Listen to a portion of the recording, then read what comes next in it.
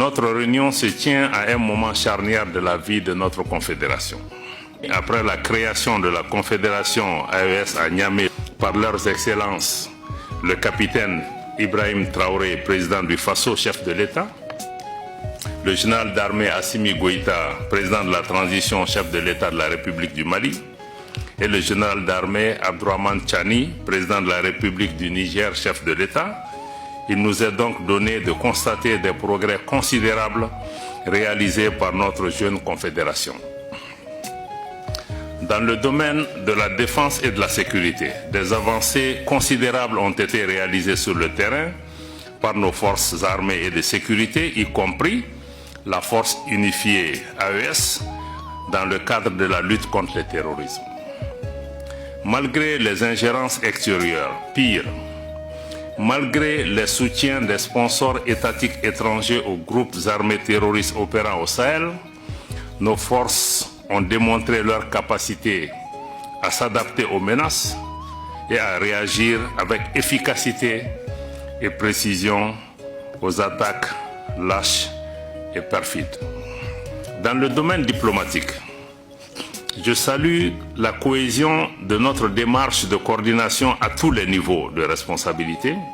tant à la centrale à Ouagadougou, à Bamako et à Niamey, que dans nos missions diplomatiques et les postes consulaires qui, sur le terrain, ont immédiatement traduit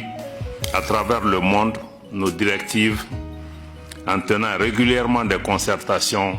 et en portant d'une même voix les messages de la Confédération. Je tiens également à saluer une nouvelle fois le leadership exemplaire, déterminé et visionnaire de nos trois chefs d'État, marqué par un patriotisme panafricain constant qui a permis de renforcer la vocation d'intégration sous-régionale de la Confédération AES à travers des mesures visant la libre circulation et le brassage des populations du Sahel ainsi qu'avec les autres populations de l'Afrique de l'Ouest, notre espace commun. En témoigne entre autres la décision prise de faire de l'AES un espace sans visa pour les ressortissants des pays membres de la CEDEAO. Notre confédération a su prendre avec une efficience très appréciable toutes les mesures nécessaires à un développement à la fois humain, économique, social et culturel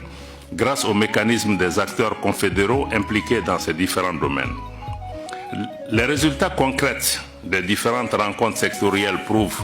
l'ingéniosité créative de notre confédération qui, dans sa jeune existence, a entre autres pu mettre en place le prélèvement confédéral pour mobiliser des ressources internes pour financer le développement de la confédération, mais aussi de créer une banque confédérale pour l'investissement et le développement qui doit être activée à partir de la fin de ce mois et avant le sommet, mais aussi de poser les jalons pour la création d'une compagnie aérienne, mais aussi de mettre en œuvre des projets structurants dans différents domaines pour changer la vie de nos populations dans le cadre d'une transformation structurelle de nos économies.